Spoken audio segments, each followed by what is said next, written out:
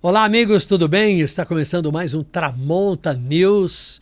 Você sabe que nós estamos em novo horário. A gente está no ar às 8 da noite, um horário mais tranquilo. Você está na rua e você pode ir acompanhando. Você já está em casa, você pode acompanhar, né? Fica mais fácil para você nos acompanhar, garantir a nossa audiência e fazer com que nós possamos nos comunicar com você, que isso é muito, muito, muito bom. O ano já começou, todo ano a gente fica esperando boas notícias, uma situação melhor para todo mundo. Vamos torcer, né? O fato é que existe uma coisa na vida das pessoas, especialmente em grandes cidades brasileiras, que continua a incomodar muito: violência, criminalidade, sensação de insegurança. As notícias se repetem, os acontecimentos se repetem e nós, a população, ficamos todos esperando que algo aconteça. Mas está difícil de acontecer algo que nos dê um pouco mais de tranquilidade, que acalme todos os espíritos, né? Quem conhece muito desse assunto é o nosso convidado de hoje, o jornalista César Galvão. Olá, Tramontina. E aí, cara, tudo bem? Tudo bem, e você? Tudo bem. Prazer estar com vocês aqui. Infelizmente a gente tem que falar de insegurança, de violência, de medo, mas é falando que talvez surjam as soluções, né? Você, Galvão, trabalhou por muito tempo na Globo, deixou a Globo do ano passado, né? E continua a trabalhar agora num canal próprio no YouTube, nessa área. Sim, eu tenho um canal no YouTube, junto com meu filho Gabriel, o canal César Galvão, é fácil de achar.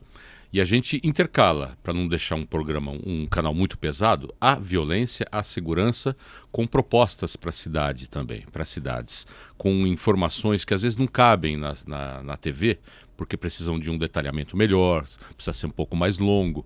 Então a gente coloca no canal e explica muito bem cada assunto. Mas a segurança, evidentemente, infelizmente, é o tema principal. Porque muitas coisas acontecem e coisas que a gente menos imagina. Por exemplo, eu fui a uma igreja que eu costumo passar toda semana. Estava faltando uma imagem. Aquilo me chamou a atenção. Eu perguntei para o pessoal da igreja, cadê a imagem? Furtaram. Eu pensei, será que é só um caso de uma imagem? Pedi informação pela Lei de Acesso à Informação, que é um direito de todo cidadão, de pedir informação. E quando eu recebi essa informação, em outubro do ano passado, me assustou. Eram mais de 3.500 furtos e roubos a igrejas de todo o estado. As igrejas viraram alvo de crimes comuns, como furto e roubo. Eu transformei isso numa reportagem especial. Olha, e a gente sempre fica esperando respostas e é muito importante que esse assunto seja realmente discutido e que surjam propostas que contribuam de alguma forma para que as autoridades se mexam, adotem ou encontrem soluções, né? Quer dizer, da discussão, do debate é que podem surgir alternativas, né? Esta semana o governador, depois que houve mais uma gravíssima situação na região da Santa Efigênia, o governador voltou a falar em aumentar o número de policiais na rua, né? O governador Tarcísio de Freitas, de São Paulo, voltou a falar em chamar para o trabalho policiais militares da reserva, né, os aposentados, para ocuparem atividades administrativas e ele poder, então, liberar o maior número de policiais da ativa para a atividade na rua. Não é nova essa ideia, né? Botar um monte de policial na rua. Botar muito policial na rua, encher as ruas de polícia, resolve. Para as aparências, sim. Para a impressão de um pouco mais de segurança para o cidadão, talvez. Hoje, por exemplo, inauguraram mais uma companhia da PM na região, na Rua Vitória, que é uma travessa ali da Santa Efigênia. Então tem um grupo novo de policiais naquela região, que vão se dividir ali, vão se intercalar com as escalas que a polícia tem. Então aparentemente você tem mais policiais na rua, colocando mais PMs ali. Mas será que tem o resultado esperado? Essa é a grande pergunta. Será que só a presença do policial resolve o problema? Faz com que as pessoas sigam aquele caminho com mais segurança? Eu acho que não. Eu acho que tem que ter muito mais do que isso. A polícia é necessária ali. É preciso ter polícia militar, é preciso ter a polícia civil investigando traficantes, é preciso ter a guarda municipal preservando aquela área que foi muito degradada. sei se você passa com frequência, aquela Rua dos Gusmões, a Rua Vitória, que são o principal foco hoje da Cracolândia, elas estão completamente degradadas. É lixo por 3, 4 quarteirões, são casas quebradas, imóveis abandonados, portas arrancadas e lojas fechadas. Infelizmente, aquela região é considerada ali pelas próprias pessoas que moram uma região que morreu ou que está em coma, porque ninguém passa ali, ninguém tem coragem de atravessar, mesmo com a presença da PM. Porque infelizmente os ladrões atacam, eles esperam o policial virar as costas, virar a esquina e a pessoa que passa é atacada. Depois que atacou, a pessoa já está traumatizada, ela já sentiu a violência na pele. E aí vira um caso para uma outra polícia, que é a Polícia Civil, para tentar investigar quem roubou aquela pessoa. E aí vira um ciclo que não termina, que vai sempre adiante só aumentando. Pois é, e a criminalidade, ela se movimenta, né? Ela se adapta, ela muda, ela tem objetivos que variam dependendo da época e do que ocorre na sociedade, e ela migra. Então a gente fica vendo os números da criminalidade, e os últimos, divulgados há poucos dias pela Secretaria de Segurança Pública de São Paulo, revelam que no centro diminuiu o número de roubos, mas aumentou em outros bairros, como por exemplo o Morumbi, e alguns outros bairros. Então, nessa linha disso que você falou, você coloca muitos policiais no lugar, a 2 quarteirões dali, se houver interesse da bandidagem, a bandidagem migra para lá e se adapta ao funcionamento da polícia, o horário dos turnos, né? A hora que chegam as viaturas, a hora que saem as viaturas. Eu vou te dar um exemplo muito prático do centro, que eu apurei hoje, inclusive, na própria estatística da Secretaria da Segurança Pública. A Secretaria diz que o número de roubos caiu. É fato, caiu no estado, caiu na capital e caiu na Grande São Paulo. Uma queda pequena, mas caiu. Só que se você analisar as 2 delegacias que respondem pela região tomada ali pela Cracolândia, que é o 3º distrito, Campos Elíseos. Tem um cafezinho aqui. Olha, um cafezinho sempre bom no meio da gravação. Isso. As 2 delegacias? Esse 3º distrito policial e o 77, o 77º distrito policial, um deles teve queda, que é o mais próximo da Luz, o 3º DP, e o outro teve aumento, um leve aumento, mas teve. Por quê? Justamente por isso, porque o crime migra e o tráfico de drogas na região migra. Para você ter ideia, a Cracolândia tem hoje, tomados ali naquela região, 12 ruas. Só que é uma transição. A polícia reprime, eles vão para uma praça, da praça vão para uma outra rua, vão para um parque, perto de um parque. Então, para você ter ideia, nesses 30 e poucos anos que a Cracolândia existe, ela começou muito próximo ali da Leopoldo Couto de Magalhães, que é pertíssimo da Estação da Luz. A repressão começou, ela foi migrando até chegar ali na travessa da Rio Branco, na Rua Barão de Piracicaba, na Dino Bueno. Depois atravessou para o outro lado da Avenida Rio Branco. Houve uma operação da polícia 2 anos atrás, que chama Operação Caronte, que era uma estratégia do governo estadual na época, que dispersou os usuários. E nessa dispersão de usuários, se criaram grupos de consumidores de drogas, espalhados, que tomaram dali da Luz até a Santa Cecília.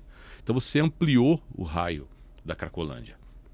E depois que isso acontece, você não consegue fazer com que um lugar seja esvaziado, vá para outro. Você pode até fazer com que eles se movimentem. Tem a limpeza aqui, então vão para lá. E daqui vem para cá, mas eles estão ocupando essa área. Então você tem essa flutuação dos números de roubos e furtos em diferentes delegacias do mesmo lugar. Pois é, agora, logicamente que existe um problema social muito grande nas grandes cidades, especialmente numa cidade como São Paulo. A gente teve um aumento brutal no número de pessoas morando nas ruas, famílias que se desestruturaram, o desemprego, acabou o salário, as pessoas perderam a condição de pagar um aluguel, perderam o lugar onde moravam e foram para a rua.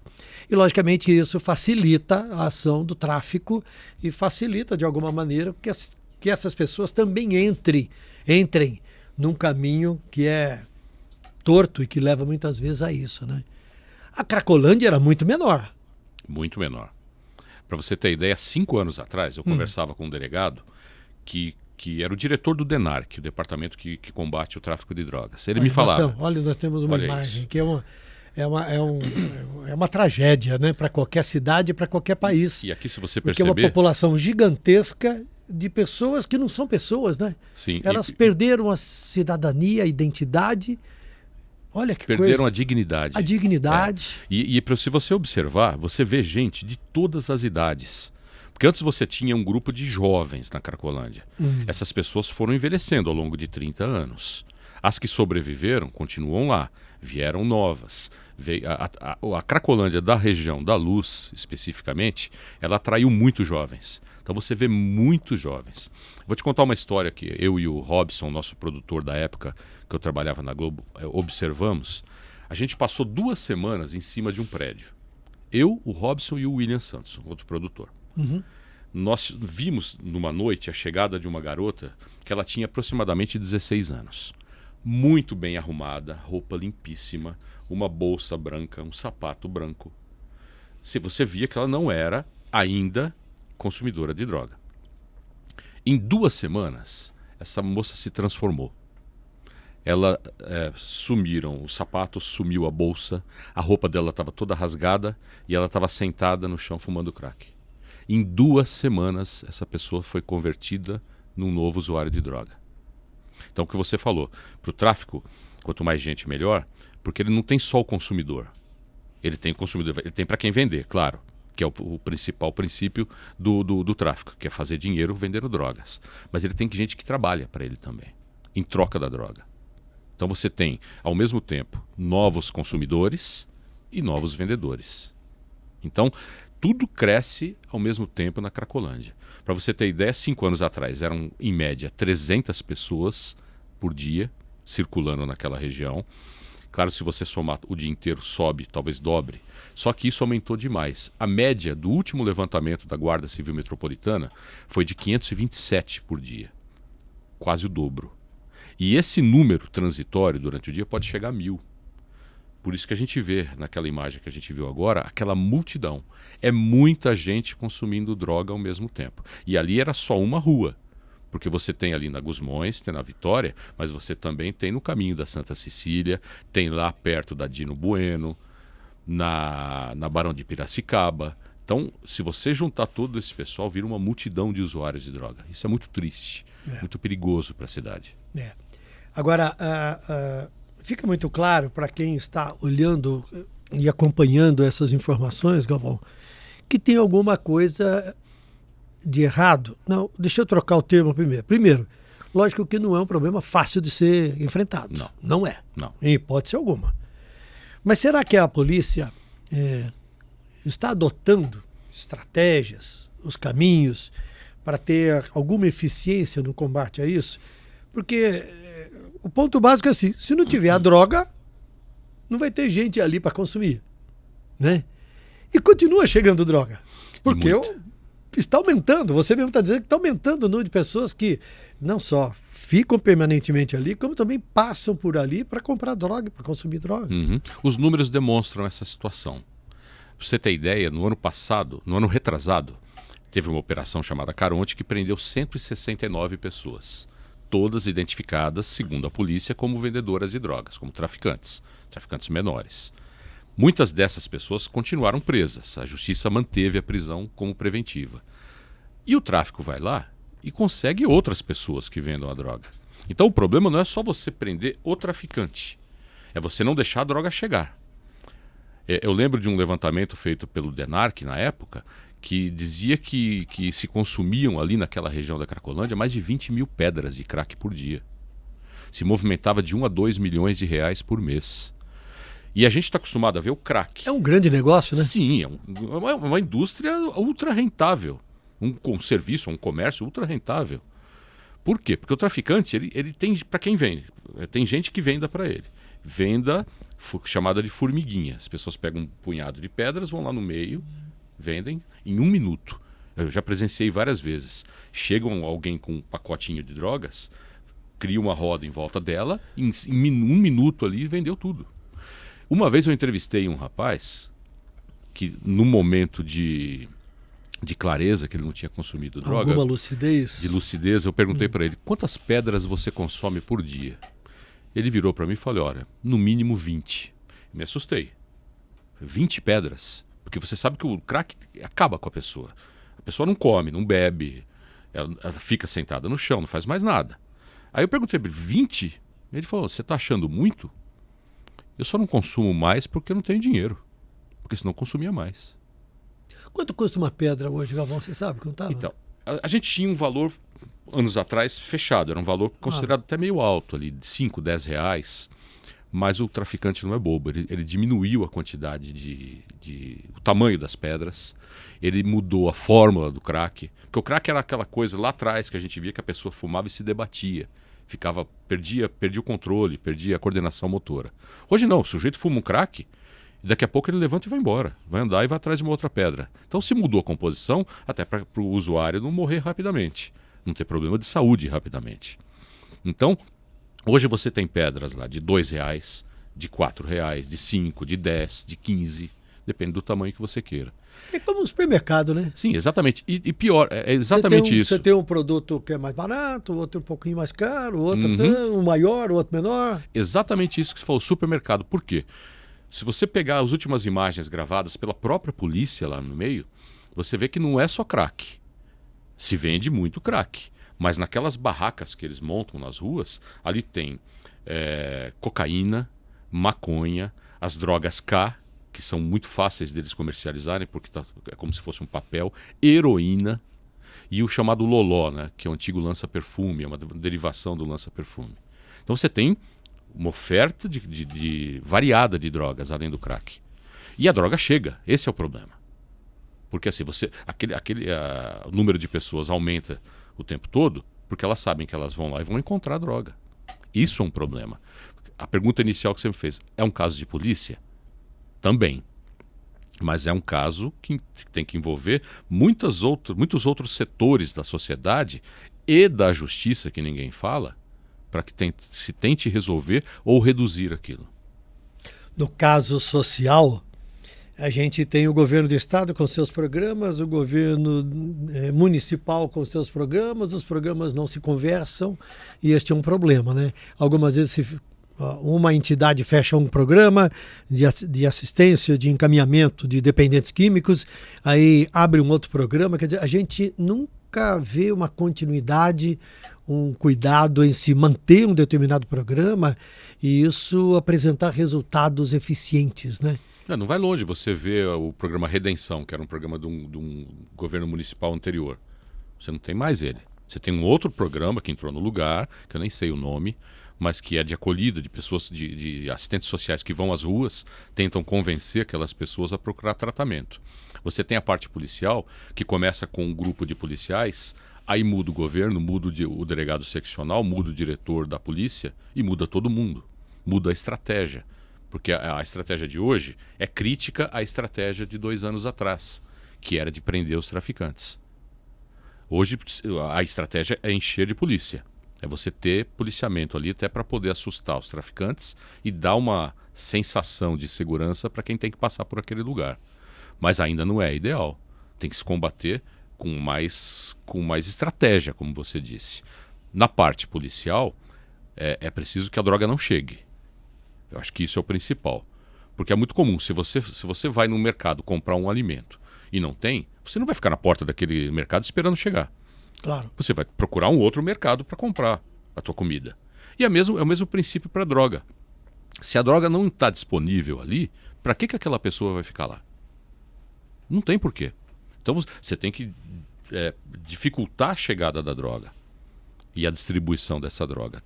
E quando não tiver a droga, talvez aquela pessoa que hoje se recusa a se tratar, recusa abrigo, recusa algum tipo de atendimento, ela aceite, porque ela vai estar lúcida. Pois é, ela pode por um momento falar assim, bom, já que não tem, será que não é aquela hora de eu tentar É uma chance. de sair? Porque todas elas, no momento de lucidez, elas falam que gostariam de sair. Sim, todas elas falam. Todas elas. Eu gostaria de sair dessa vida, gostaria de voltar para minha família, gostaria de encontrar um trabalho, de morar em algum lugar, não gosto disso, me envergonho disso. Mas o sujeito ele tem disponível 20 pedras de crack por dia ali. Você acha que ele vai sair dali? Não vai. Não vai, infelizmente não vai. César, agora, os maiores vítimas deste problema da Cracolândia, que nós estamos tratando de Cracolândia aqui, mas a nossa conversa, de certa forma, simboliza Cracolândias que existem pelo Brasil inteiro, em todo tipo de cidade, cidade grande, cidade pequena, né? E no caso da Cracolândia de São Paulo, as maiores vítimas são as pessoas que moram e trabalham naquela região e os comerciantes, né? Esta semana nós tivemos mais uma situação dramática aí na rua Santa Efigênia, nós estamos vendo uma imagem da Santa Efigênia aí, porque uma loja foi atacada e o proprietário disse que não sabe mais o que fazer, não é a primeira vez que acontece, ele teve um prejuízo de R$300 mil e a Associação dos Lojistas da Santa Efigênia informou que há 10 anos existiu na rua e ruas próximas, vendendo os eletroeletrônicos, 15 mil lojas. E hoje existem 2 mil. Sim, diminuiu muito. Diminuiu muito. Esse aqui é o primeiro quarteirão. É o quarteirão que sai da Duque de Caxias e entra na Santa Efigênia.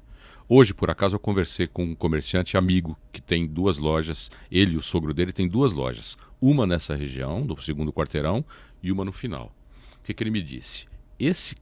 Essa parte aqui, esses 2 primeiros quarteirões, estão tomados. É muito difícil alguém conseguir trabalhar. Só colocando segurança na porta e afugentando os usuários de droga.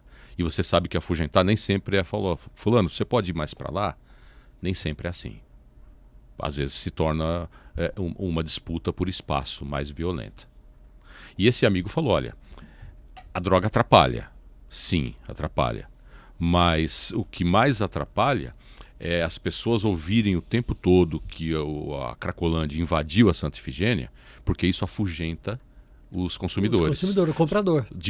Comprador dos produtos das lojas. Das lojas, os produtos eletrônicos. Sim. Elétricos, eletrônicos. Ele disse, olha, as pessoas não têm ido. Já não iam por causa da pandemia. Quando a pandemia tirou as pessoas da rua, os comerciantes tiveram que se readaptar e vender delivery. Mas alguns clientes voltaram, outros não. Por quê? Por causa da sensação de insegurança. E aí, nesse meio, esse amigo me contou, começam a correr outros boatos. Começam a correr boatos que estão tentando realmente tomar essa região, diminuir a importância dessa região e daqui a pouco converter para o mercado imobiliário. Até isso corre lá. Nossa. Então os comerciantes, eles estão ultra inseguros, porque além de conviver com o tráfico de drogas, com a Cracolândia, eles agora convivem com boatos de que aquela região pode ser tomada, pode ser mais degradada e depois convertida para o mercado imobiliário. O que seria um tremendo absurdo, afinal de contas, pessoas que estão ali há 20, 30, 40, 50 anos com as suas lojas, com as suas fontes de sobrevivência, né? Pelas circunstâncias, seriam obrigadas a sair dali e entregar por um preço irrisória. Fechariam. E entregariam por qualquer valor, né? Porque assim, quando o cliente não vem, você precisa manter funcionário, pagar conta de luz, de água, em alguns casos o aluguel do imóvel que ele trabalha. Se o cliente não vem comprar, você não gera dinheiro. Claro. E você não paga as contas, né? Claro. Isso quebra o comerciante. César, tudo isso tem a ver com o trabalho da polícia, e nós estamos falando também disso. E nos últimos meses, aqui no Brasil, especialmente em São Paulo, se passou a discutir muito o uso ou não de câmeras corporais, as câmeras penduradas no peito ali do policial militar. Nós temos uma imagem aqui. Essa é a câmera tipo usada pela Polícia Militar do Estado de São Paulo. Em parte, né? Só uma parte da Polícia Militar que está usando ainda essas câmeras. E existe uma grande discussão se essa câmera deve continuar a ser instalada, se não deve.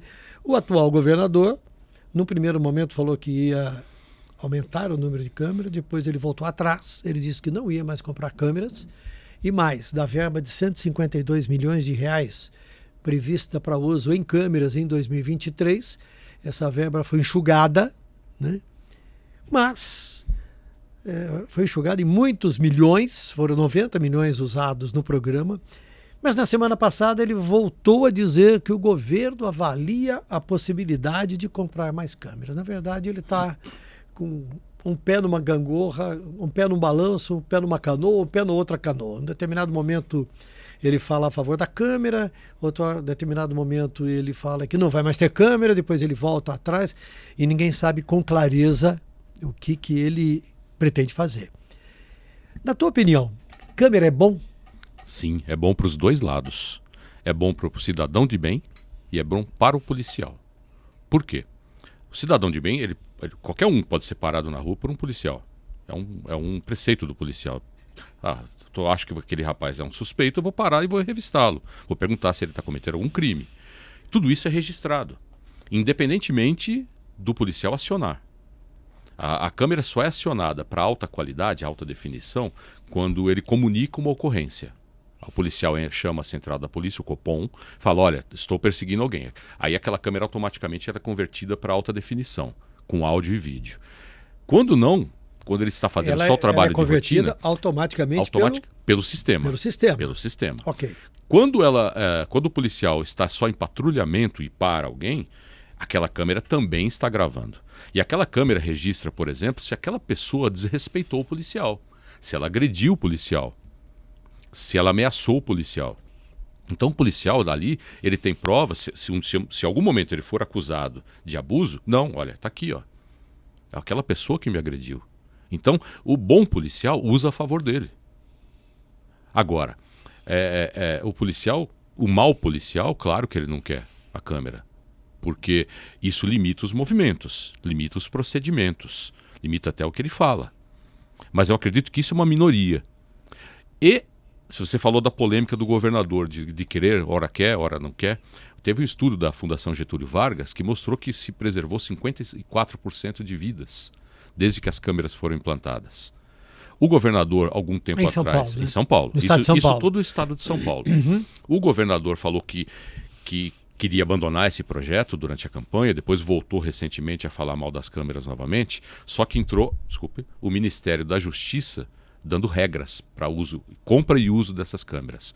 Então, isso de alguma forma inibiu os planos de se acabar com as câmeras. Inicialmente se distribuiu câmeras corporais para 18 batalhões de São Paulo, alguns na Grande São Paulo, capital, e uma parte no interior. Se parou de ampliar. E recentemente eu vi polícia de trânsito com câmera corporal. Eu mesmo me questionei, por que policial de trânsito está usando câmera corporal, enquanto os batalhões que estão diretamente na periferia, no combate ao criminoso, não têm ainda? Será que não está havendo uma divergência de uso, um mau uso dessas câmeras?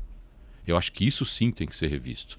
Parar, jamais. Acho que você tem que ampliar esse serviço para que isso transforme em mais segurança para o policial e mais segurança para o cidadão. Uhum. Também tem denúncias de que alguns maus policiais já encontraram formas de driblar o uso da câmera.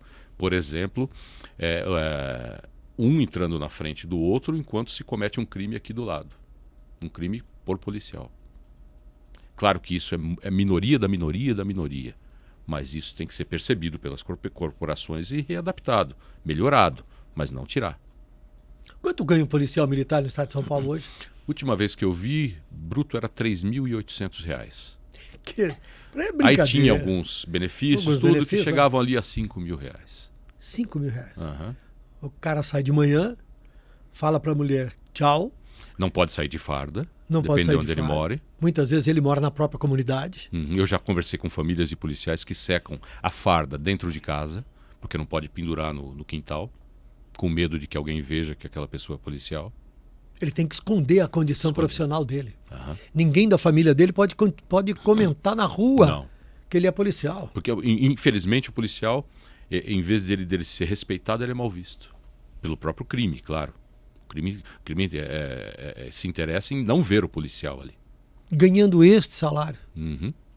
Por isso que o policial vai fazer bico, participa de operação delegada, que é o legítimo, que é um trabalho legítimo criado pelos governos. E é um trabalho adicional num outro horário, né? No outro horário, no horário da folga. No horário da folga. Isso deveria ser muito bem remunerado. Porque é fácil diferenciar o policial militar que está na operação delegada. Todos eles usam aquele colete reluzente, fluorescente. Principalmente na região da 25 de Março e no Brás. São os policiais da operação delegada. Ele está no horário da folga e ele está oficialmente trabalhando, recebendo da própria PM ou da própria prefeitura, de acordo com o convênio, Sim. que é assinado entre as partes, né? E ele está trabalhando ali para dar segurança. Isso deveria ser reforçado, não diminuído. Houve uma época que se diminuiu o número de policiais. Isso acontece muito no final de governos municipais. Você tem que economizar para chegar às contas, fechar as contas, mas pelo contrário, isso tem que ser ampliado. Porque aí você vai ter um número de policiais X na rua todos os dias. Uma vez um ex-comandante geral da PM me falou que o número de policiais nas ruas diariamente é muito menor do que a gente imagina. Por exemplo, nós temos aqui cerca de 89 mil policiais militares no estado inteiro. Só que se você pega as escalas de 12 por 36, você tem que dividir isso em 4. Aí você tem o policial que trabalha na área administrativa, que trabalha no batalhão, que está de férias, que está afastado. No final das contas, naquela época esse comandante me disse que quando o estado tinha muitos policiais nas ruas diariamente, eram 8 mil. 10%. É muita burocracia, tem as escalas, tem os problemas de saúde. Férias. E tem muito chefe também, né? Tem muito chefe, tem muito oficial. Proporcionalmente, é desproporcional o número de oficiais. Pelo menos eu sempre ouvi isso, que o número de oficiais nas unidades, nas instituições policiais no Brasil, era muito grande para o contingente na rua. Eu acho que o de São Paulo ainda é enxuto. Eu digo dentro dos batalhões, né? Porque você tem lá, tem batalhões que tem como comandantes coronéis, tem batalhões que tem como comandantes tenentes coronéis, que vão chegar ao topo da carreira ainda. Algumas companhias que são comandadas por majores e capitães. Só que assim, do coronel até o capitão, esse conjunto de patentes não vai para a rua. É muito raro você ver. Só em grandes ocorrências, grandes casos, que você vê esse nível da PM na rua. Quem vai para a rua mesmo é de tenente para baixo. É o primeiro, segundo, terceiro tenente, o sargento, o cabo e o soldado. Então você já diminuiu muito. Você não tem, em tese, as pessoas mais preparadas para comandar aquele grupo de policiais na rua. Você tem dentro dos batalhões fazendo escala, cuidando da parte administrativa. E isso diminui, claro, o contingente. Diminui o contingente. Nós temos as imagens do ataque àquela loja na Santa Ifigênia? Não. Tem. É aquele vídeo que nós estamos vendo aqui, né? Aquele grupo grande, todo concentrado ali na frente. Então, começa daqui a pouco, aqui em cima. Isso, exatamente aí. Ô César, a gente está falando das câmeras corporais e da discussão que existe em torno disso, né? Eu estava vendo que todo mundo hoje tem 25 países que usam a câmera no peito do policial, né? Alemanha, Austrália, África do Sul, Canadá, Chile, China, Colômbia, Itália, Índia, Emirados Árabes Unidos, Espanha, Estados Unidos, Finlândia, França, Paquistão, Reino Unido, Países Baixos, Suécia, Uruguai, Taiwan, Japão, e que está instalando agora, Singapura, Filipinas e Portugal também, que começou este ano, né? E me parece que existe uma discussão de até onde elas são realmente eficientes ou não são, porque muda a forma de utilizar. Em muitos dos países, o policial aciona quando ele quer a câmera. E quando isso acontece, o efeito ou os resultados do uso desse tipo de equipamento pelo policial e pela sociedade, os resultados acabam sendo bem menores, né? Isso é uma coisa que se discute muito, mas você tem que levar em conta a credibilidade das polícias nesses lugares. Por exemplo, no Japão, até pouco tempo, você tinha muitos policiais que não andavam armados. Que eles faziam patrulhamento nos grandes centros sem arma. Por quê? Porque não eram lugares violentos, esses policiais eram respeitados e quando acontecia alguma coisa eles eram apoiados. Então, para esse policial, talvez, não vai ser problema nenhum apertar um botãozinho e começar a gravar quando ele for para uma ocorrência. Não é o mesmo caso de um Paquistão, por exemplo, da Índia, que tem uma superpopulação, que você tem que ter um controle maior dos meios policiais. Então, eu acho que o ideal é que as câmeras gravem durante todo o turno. Até pelo sistema paulista mesmo aqui, que você tem uma gravação, um funcionamento da câmera ininterrupto, E quando começa uma ocorrência, automaticamente aquela câmera passa a gravar com alta definição, com uma qualidade melhor. E aí também tem uma questão de custo, né? Porque quando você tem uma alta definição, quando você guarda as imagens por um tempo maior na nuvem, você tem um custo maior também. E aí muitas vezes a autoridade diz que ela não dispõe desse dinheiro, desse valor para poder investir nesse tipo de equipamento. Aí o Estado tem que criar alternativas, né? Inclusive ter um servidor que tenha capacidade, ter uma nuvem que tenha uma capacidade de armazenamento, saber o que vai ser guardado, o que não vai ser guardado. Por exemplo, você pega um policial que trabalha hoje 12 horas. Esse policial ele não se envolve em ocorrência nenhuma. Ele faz umas revistas de algumas pessoas que não geram nenhum problema, nenhuma polêmica. Para que você precisa guardar aquela imagem? Você pode guardar por um certo tempo e apagá-las. Agora, quando o policial se envolve numa ocorrência, aí sim você tem que guardar. Aquela imagem pode se tornar uma prova do crime ou do próprio trabalho do policial. Aí você guarda. Então é gerenciamento, né? Você tem que gerenciar um sistema para saber o quanto você tem que guardar, o quanto você vai gastar para isso. Mas é necessário. E qualquer episódio que envolva violência e criminalidade com um cidadão, né? Ele provoca um trauma muito grande. Eu fico muito à vontade para falar desse assunto, porque eu, minha mulher e meus filhos já estivemos envolvidos em quase 10 episódios, acho que foram 8 ou 9 episódios graves de violência e criminalidade nos quais nós fomos vítimas. Eu, particularmente, 2 vezes usando o carro blindado, fui atacado e com tiro na frente. Eu me lembro. Né? Você se lembra disso. Tiro aqui do lado, a 20 centímetros do meu rosto, eu num carro blindado, por isso estamos aqui conversando. Poucas as pessoas que podem se proteger dessa forma. Aliás, eu acho, fazendo um parênteses, eu acho que eu sempre me senti nesse aspecto um derrotado, porque ao usar um carro blindado, eu estou fugindo da minha condição de cidadão comum, né? Mas, enfim, esta é uma outra discussão, porque Sim. A população não tem condição e nem deve, porque ela paga imposto, ela nem deveria usar carro blindado. Sim, ela deveria cobrar um pouco mais do poder público. Exatamente. Mas, enfim, então eu fico muito à vontade de dizer para você que o trauma que a gente vive em situação grave, né? Na última vez em que eu vi o cara descendo do carro na minha frente, com a arma assim, apontada para mim, chegou aqui do meu lado, atirou aqui, porque a porta não abriu. Ele atirou a 20 centímetros do meu rosto. E aí ele baixou a arma na altura da maçaneta e atirou de novo, esperando que a maçaneta não tivesse a blindagem. Né?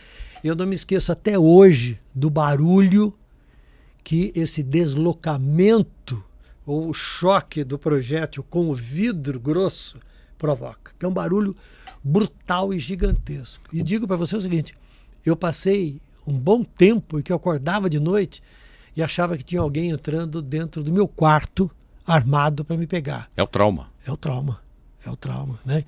Então, cara, o grau de sofrimento e de dor, né, que as pessoas em geral, que de alguma forma são vítimas de violência, sofrem, é algo que provoca danos maiores ou menores nas pessoas, né? E é algo muito ruim, né? Quer dizer, uma população com medo, que se sente insegura, é uma população que não produz, é uma população que tem outras preocupações, é uma população... As pessoas têm que sair de casa mais cedo para ir buscar o filho na escola, né? Aí você vê as mães carregando os filhos para atravessar uma rua, com mão dada ali, segurando aquela criança.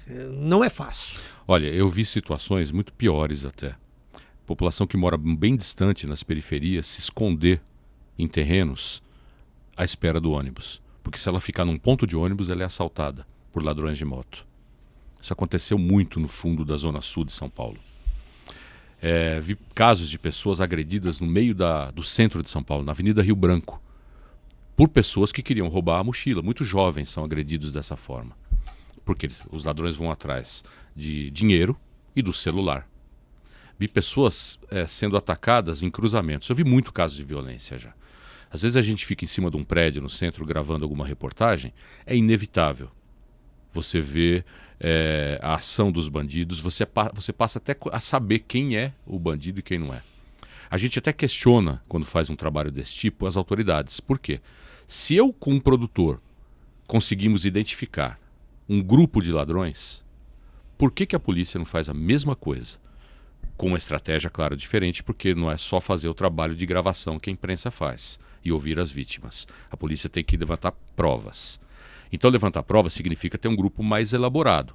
Mas se você colocar policiais interessados nisso, em cima de prédios, nos locais onde acontecem casos de violência, colocar policiais à paisana no chão.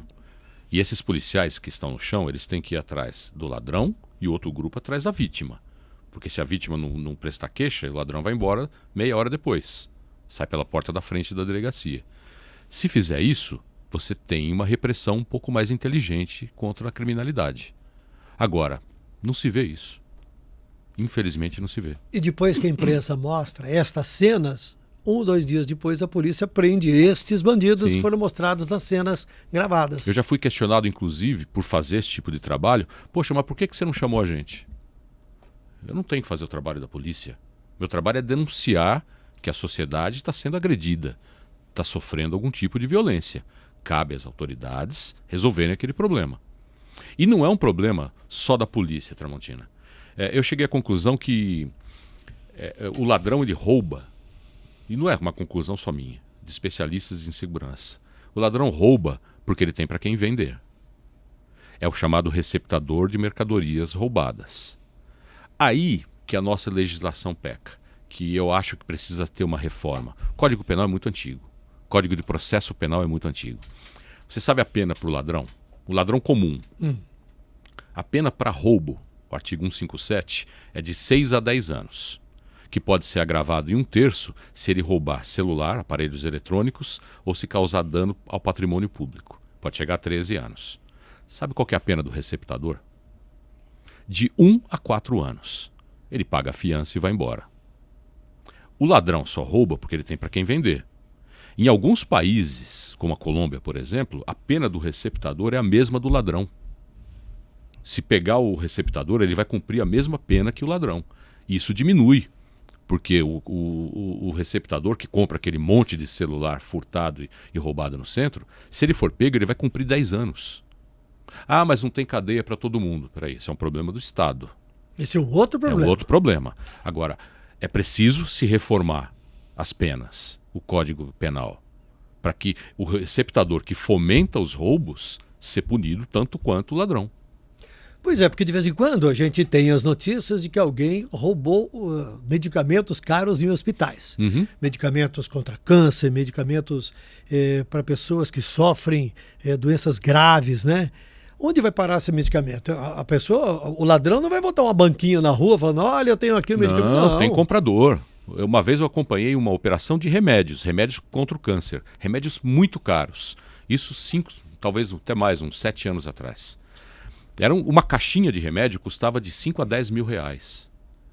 E roubaram um depósito, uma farmácia de alto custo. Aqueles medicamentos foram para uma casa em São Caetano do Sul e de lá foram distribuídos para um monte de clínicas, de hospitais e de consumidores comuns no estado inteiro. A dona de uma clínica queria processar a gente, porque a gente mostrou que ela comprou. E ela estava sendo processada, podia ser presa por receptação, mas não estava incomodada, porque sabe que o crime é chamado de baixo poder ofensivo, que não dá cana, a pessoa não fica presa. Os ataques a carretas transportando fogão, geladeira e mais recentemente eletroeletrônicos, porque uma carreta carregada de eletroeletrônico, este é um tipo de produto que rende um dinheiro maior e tem milhares dentro de uma carreta, né? Se você vai botar uma máquina disso, uma máquina daquilo, Sim. é um trambolhão para você carregar, é mais difícil, né? Mas sempre tem loja, sempre tem gente disposta a receber aquilo. Então, e isso já é uma receptação, que eles chamam de receptação... eu esqueci o termo agora, mas como se fosse uma modalidade diferente da receptação comum, que é uma receptação dolosa, ali, planejada.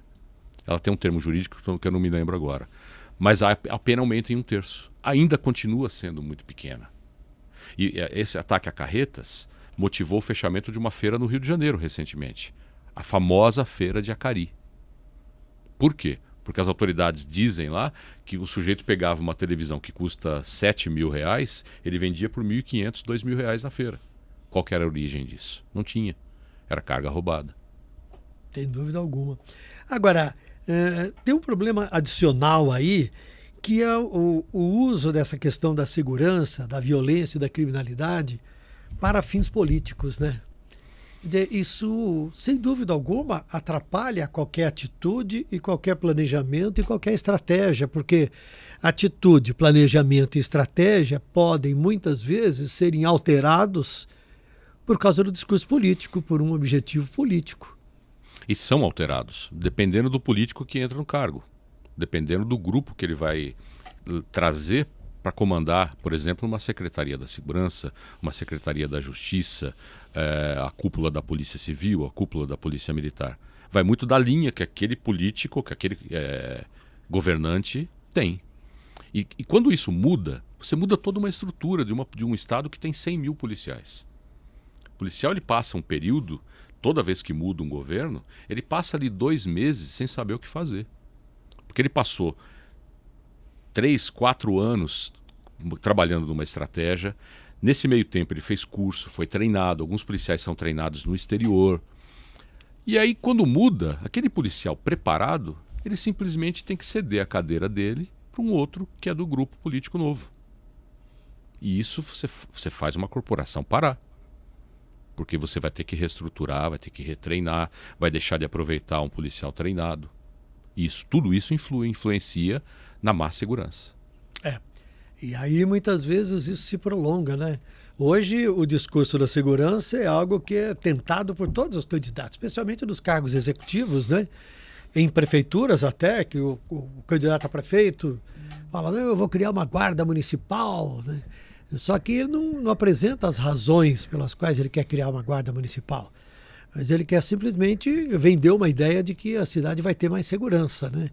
Quando você chega na condição dos prefeitos de grandes municípios, aí o discurso é muito maior e para o governo do estado, então, e outros cargos acima, o discurso é mais intenso em relação a essa questão política-segurança. O tema segurança, ele está sempre no topo, junto lá com saúde, principalmente, que as pessoas sofrem demais também, mas ele está sempre no topo.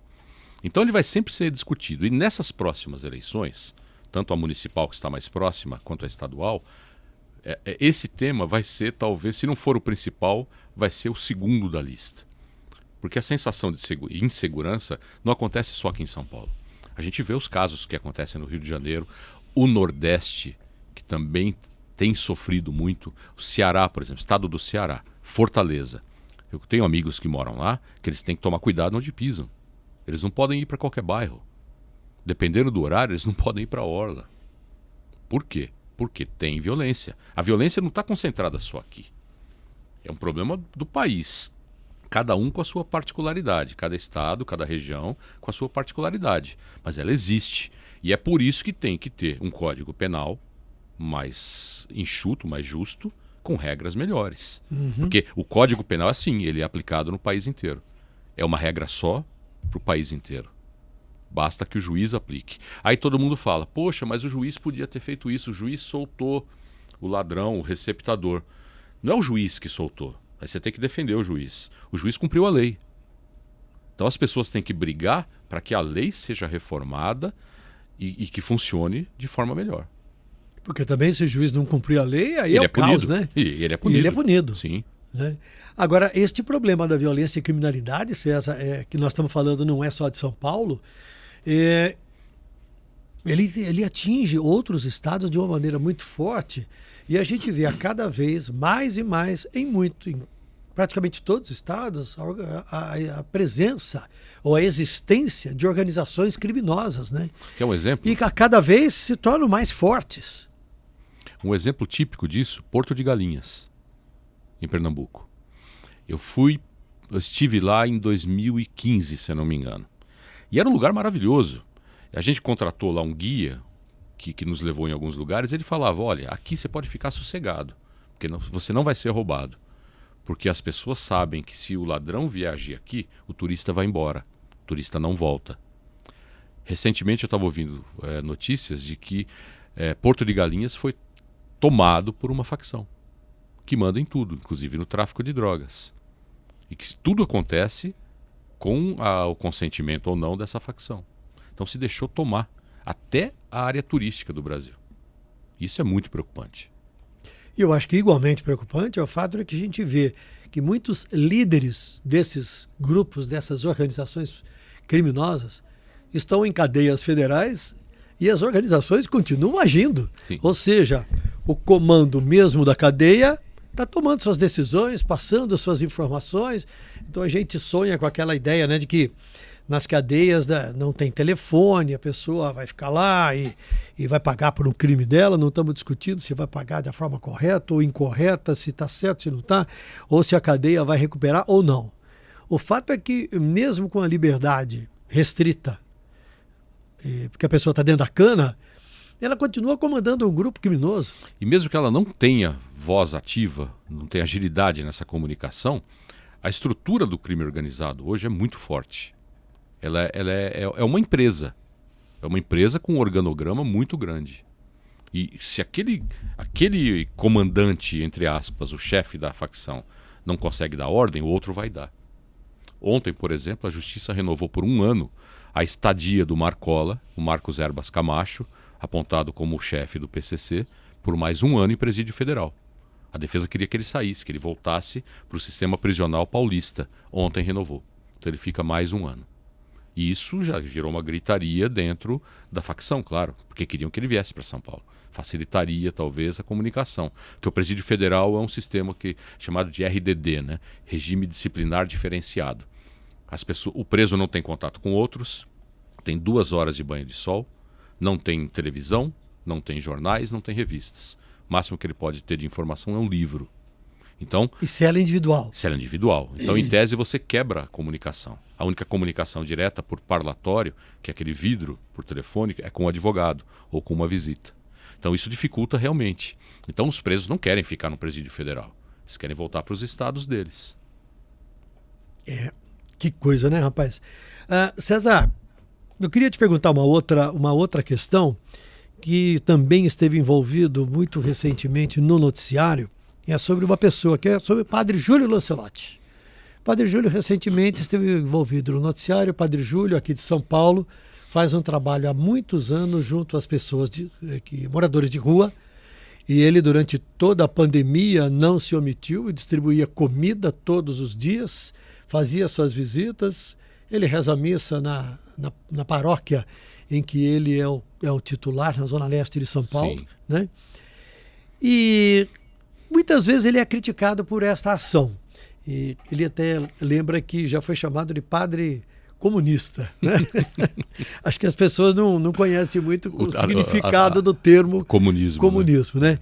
E recentemente um vereador aqui de São Paulo recolheu assinaturas para a abertura de uma comissão de inquérito para investigar a ação de organizações sociais de auxílio aos moradores de rua. E, na verdade, depois ficou claro que ele queria era fazer uma crítica e, quem sabe, até punir o padre Júlio Lancelotti de alguma maneira. Você que sempre fez coberturas nesta área, que esteve com o padre Júlio muitas vezes, conhece o trabalho dele, que opinião tem sobre ele? Olha, o padre Júlio é uma das poucas pessoas, poucas pessoas populares, com influência na sociedade, que se preocupa com as pessoas em situação de rua. E, como você disse, mesmo na pandemia, quando ninguém saía, ele ia lá para a rua com a máscara dele, ia lá atender aquela pessoa, saber se ela estava precisando de um prato de comida, de um atendimento médico, se tinha uma criança no meio, se tinha alguém doente. Então, assim, não tem como você investigar uma pessoa que tente fazer o bem diariamente, que se esforce com a idade que ele tem de ir para a rua o tempo todo, de lutar por aquelas pessoas para que elas possam ter um abrigo numa marquise num dia de chuva. E ele faz isso. E isso incomoda. Infelizmente, isso incomoda muito.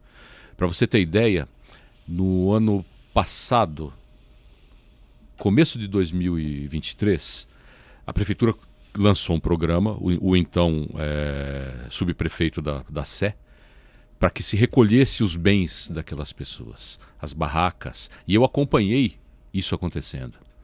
Levaram até documentos de uma pessoa. E o Padre Júlio foi lá brigar.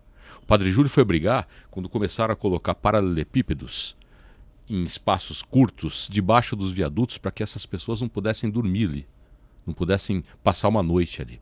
Então, ele briga pelos detalhes por essas pessoas. Isso incomoda. Para você ter ideia, tem governante, políticos que são contra o Padre Júlio dar comida, dar uma alimentação, dar um prato de sopa, um lanche para essas pessoas. Porque na cabeça deles, eles acham que essas pessoas têm que ser atendidas pelo Estado, dentro das unidades que fazem o atendimento, mas eles não vão lá conhecer a qualidade desses lugares. Tem lugares bons? Tem. Tem alguns ruins? Demais. As pessoas reclamam. As pessoas reclamam que não podem entrar com a família, a mulher não pode levar o marido não pode levar a mulher, não pode levar o cachorrinho que sempre acompanha esse pessoal na rua. E tudo isso se converteu a críticas ao Padre Júlio, para que se diminua essa preocupação, na minha opinião, com as pessoas em situação de rua. Claro que se o pano de fundo da investigação eram as entidades, eram essas ONGs, você não precisa ter uma investigação. Porque o próprio poder público que abastece as ONGs tem o dever de fiscalizar o uso do dinheiro que elas recebem, o uso dos recursos que elas recebem. Então, se você quer fazer uma investigação sobre entidades que ajudam pessoas carentes, você tem que fazer de outra forma, não para atacar um padre que está ali para fazer o bem. Aliás, o vereador acho que errou amplamente. Ele só acertou numa coisa que era o objetivo dele, que era ser notícia, né? Sim, ele ficou conhecido, né? Mas ele errou porque o Padre Júlio mesmo e a própria Arquidiocese de São Paulo, o Padre Júlio não é ligado a nenhuma ONG. Sim. Ninguém financia o Padre Júlio. A própria diocese soltou uma nota. A diocese e doações que garantem ao Padre Júlio fazer esse trabalho de aplacar ou reduzir a fome das pessoas da rua. Aliás, né, o Estado, o poder público pode muito bem ajudar essas pessoas a dar algum encaminhamento, um auxílio de saúde e tudo mais, mas a pessoa precisa comer, né? Claro. Todo mundo precisa comer. Sim, precisa comer, precisa saber onde buscar um alimento. Pois é. E não é só pegar a pessoa, você está deitado ali na Praça da Sé, o fulano anda ali até tal lugar que vai ter um abrigo. Não vai. As pessoas não têm esse nível de informação. Até porque as pessoas estão em situação de rua. Elas estão dormindo na rua. É porque elas tiveram problema e perderam a casa, perderam de alguma forma a família, perderam o rumo. Então você tem que dar um rumo para essas pessoas. Você tem que dar o caminho para que elas se levantem. E não é deixando elas sem alimentação, sem um atendimento, que você vai dar esse rumo. Né? Pois é, internação compulsória funciona? Da forma que se faz... O deputado Kim Kataguiri tem defendido isso, ele é de uma linha política conservadora, né? E ele defende isso com muita intensidade, achando que assim se resolvem todos os problemas. Não, porque você não vai pegar uma pessoa que não queira ser tratada, vai jogar dentro de um caminhão e falar, você vai sair da rua. Não vai. Aquela pessoa vai ficar pior. Ela vai ficar sem a droga, sem o alimento, sem o carrinho que ela tira o sustento catando material reciclável e vai ficar presa. Isso não funciona.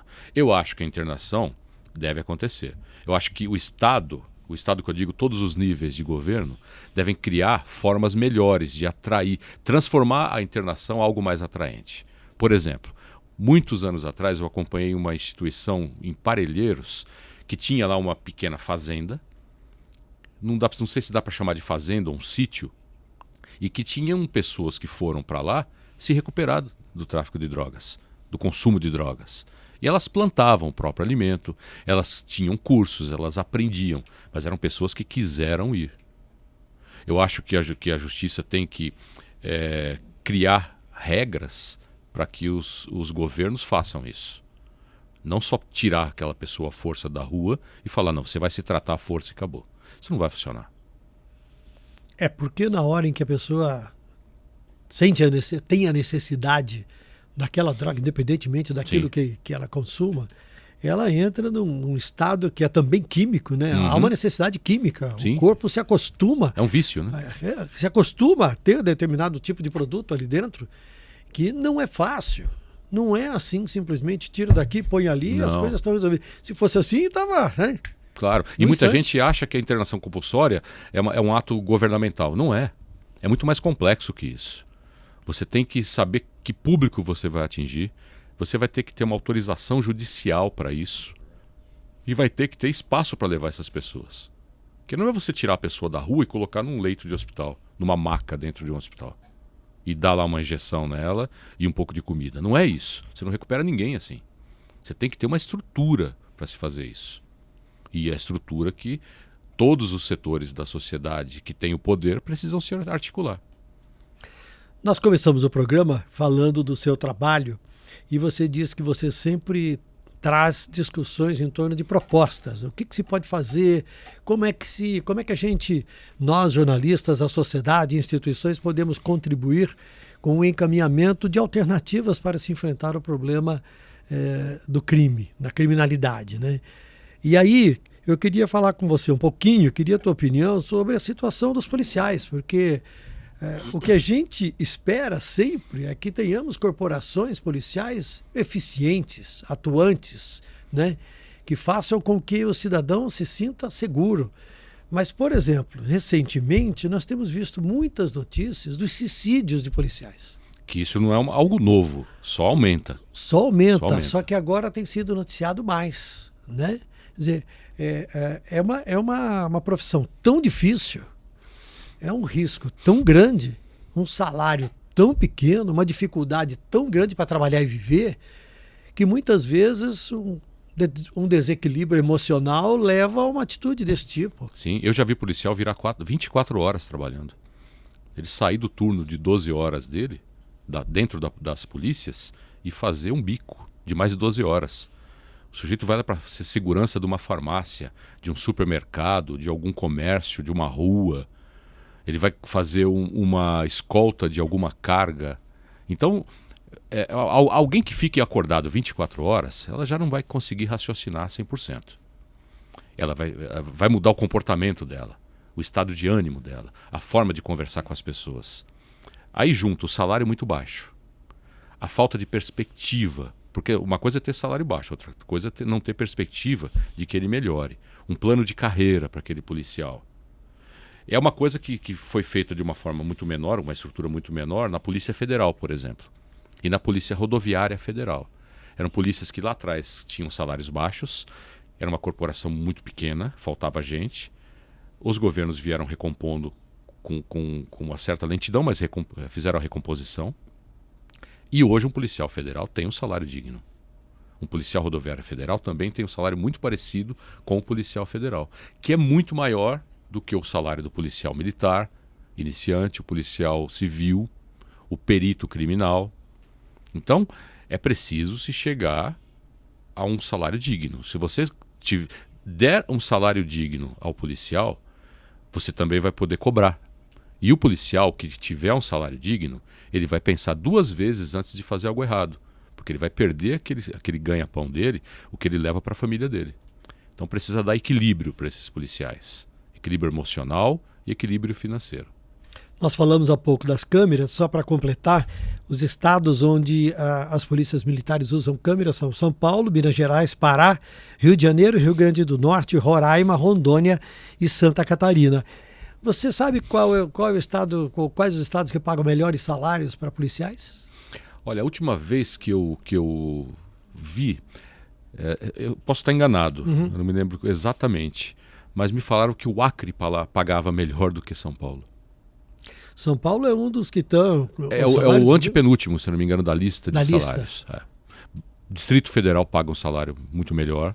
O próprio Rio de Janeiro, embora não seja um bom salário, é maior que de São Paulo. No Nordeste, alguns estados pagam maior que São Paulo. Claro que são corporações menores. O São Paulo, juntando policiais civis e militares, deve ter mais de 110 mil. Você tem estados que têm 20 mil policiais, mas são estados menores, com estrutura menor. Mas dá para fazer isso. É preciso ter um remanejamento, um reestudo, para que você entregue para esse policial daqui, que ganha muito mal, um salário digno, para que ele preste um serviço digno e possa ser cobrado por isso. Na escala de prioridades, o que viria primeiro? O salário, equipamentos, Equipamentos não faltam. treinamento. Equipamentos não faltam. Pelo menos aqui em São Paulo, a polícia é muito bem equipada, com viatura, com armas. Eu visitei, por exemplo, o centro de suprimentos da Polícia Militar, que a gente nunca pode dar o endereço onde é nada, porque é uma área sensível. Mas equipamento não falta. Um batalhão liga para o centro de suprimentos. Olha, eu estou com um policial aqui com coletes à prova de balas perto do vencimento. Aquele centro de suprimento vai mandar para ele um colete novo. Não vai faltar. É muito raro. A gente via acontecer isso lá atrás. Hoje não. Tem armas? Tem armas disponíveis. Cada policial tem sua arma. Cada policial tem a sua farda. Tem as viaturas. Há casos, inclusive, que se você passar de helicóptero em cima de alguns batalhões, algumas companhias da PM, tem viaturas estacionadas. Você sabe o que eu já ouvi? Tem mais carro do que policial. Faltam policiais para usar aquelas viaturas. Para você ver que equipamento não falta. O que falta é recurso humano. E é um policial bem treinado e bem pago para fazer esse tipo de trabalho. E o policial também cobra muito o amparo da justiça. Isso eu ouço muito de policial civil. O policial civil vai lá, faz aquela investigação longa, às vezes uma investigação de meses, de um ano, identifica os criminosos, faz prova, entrega para a justiça e a justiça nega. Nega um pedido de prisão, nega um pedido de busca e apreensão, devolve o inquérito para que o policial refaça tudo. Claro que tem trabalhos e trabalhos. Claro. A gente não pode dizer que... a gente não defende nem ataca ninguém nesse ponto. O trabalho do policial é investigar e entregar para a justiça, olha, o criminoso é esse aqui. A justiça tem que agir também. Eu ouço muita reclamação de policiais civis, que a gente faz, quando pede a prisão ou quando prende em flagrante, vai lá, se coloca o criminoso na rua rapidamente. E eu acho que hoje também fica mais claro que dentro da justiça, a cabeça de juízes e de outros que decidem, muitas vezes funciona de uma forma completamente diferente diante de um mesmo caso. Eu fico surpreso em ver algumas vezes determinadas manifestações de autoridades ou de decisões da justiça que eu olho e falo, mas isso aparentemente, no meu olhar de leigo, é flagrantemente contrário ao material que foi entregue, ao trabalho que foi feito. Eu acho que isso para o policial, então, deve trazer um desalento muito grande, né? É a sensação do enxugamento de gelo. É enxugar gelo. Eles falam muito essa expressão. A gente enxuga gelo, porque a gente prende, a justiça solta. A gente prova, a justiça solta e deixa responder em liberdade. A pessoa não se sente punida, ela volta a cometer um crime. É o caso do receptador. O receptador é preso hoje, ele paga a fiança, que vai de acordo com os ganhos dele. Pode ser um salário mínimo, mas pode ser uma fiança um pouco maior. Meia hora depois ele está na rua. Às vezes ele sai primeiro que o próprio policial que o prendeu da delegacia. E volta a cometer crime. Você tem receptadores com 30 passagens pela polícia, pela justiça. Mas ele se sente no direito porque ele não se sente punido. Por isso que tem que ter a tal reforma do Código Penal e Código de Processo Penal, para que evite essa coisa de, em casos muito parecidos, surgirem decisões totalmente diferentes. Eu, ao longo do tempo, e acompanhando o noticiário, não trabalhando diretamente nesta área em que você está, né? Eu passo por alguns períodos mais otimistas e alguns períodos mais pessimistas, sabe? Olhando para frente. E você, que conhece tão bem as estruturas, o funcionamento, que viveu tantos casos, fez e faz reportagens sobre isso, quando você olha para frente, o que você enxerga? O que eu enxergo hoje em dia é falta de interesse. Justamente por tudo que nós discutimos agora. O policial ele já não vai, num caso menor ali de uma invasão à residência, com a vontade de descobrir, porque ele sabe que aquele ladrão talvez vai roubar mais uma casa amanhã, depois, não vai ser pego, e quando for pego ele vai para a rua, na audiência de custódia. Então é preciso despertar o interesse nesses policiais, para que eles façam um serviço redondo, façam um serviço bem feito, entregue para a justiça uma investigação bem feita, um flagrante bem feito, que evite que o juiz interprete ali dentro do conjunto de leis que ele tem para manter aquela pessoa fora da sociedade, de alguma forma, com medidas que ele pode determinar. Mas falta interesse. falta vontade e falta estrutura. A única coisa que não falta é material. Galvão, olha, nós vamos combinar de daqui a alguns meses a gente fazer uma revisão dessa nossa conversa e aí você vai dizer, Tramonta, melhorou em tal coisa, não melhorou em outra coisa, e você volta aqui para fazer um balanço. Vamos voltar. E olha, o ponto de partida talvez seja até hoje, porque hoje se trocou o ministro da Justiça, né? Pois é. E hoje é o primeiro dia. Primeiro dia, ele tomou posse no começo da tarde. Isso. O ministro que sai é um ministro mais aguerrido, o Flávio Dino, mais falante, e o que entra é um ultra conhecedor da justiça, mas muito mais contido. Uhum. Então a gente vai ver uma diferença de um para outro. Agora, para a sociedade o que interessa é a atitude que o novo ministro vai tomar contra a criminalidade.